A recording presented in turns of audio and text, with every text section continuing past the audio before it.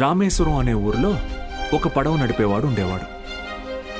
ఇంటి పట్టునే ఉండే అతని భార్య, 5 పిల్లలు. బాగా పేద కుటుంబం అయినా పిల్లల్ని ఎంత కష్టమైనా పడి చదివించేవాడు. ఆ ఇల్లాలు పాపం కడుపు మార్చుకుని ఆ 5 పిల్లల ఆకలి తీర్చేది. వాళ్ళ అమ్మ నాన్న పెట్టే గంజి అన్నం ముద్దులో ఏం మ్యాజిక్ ఉందో ఏమో. ఆఖరి పిల్లాడు అద్భుతంగా చదివేవాడు. క్లాస్ ఫస్ట్ తెచ్చుకున్నాడు. మెడ్రాస్ ఇన్స్టిట్యూట్ ఆఫ్ టెక్నాలజీ నుంచి ఇంజనీర్ అయ్యాడు. ఇస్రోలో సైంటిస్ట్ అయ్యాడు. మిస్సైల్ మ్యాన్ అన్న బిరుదుని పొందాడు. మొన్నటికి మొన్న పోఖ్రాన్లో జరిగిన న్యూక్లియర్ టెస్ట్ కూడా ఆయనే చేశారు. ఆయన పేరేంటో తెలుసా?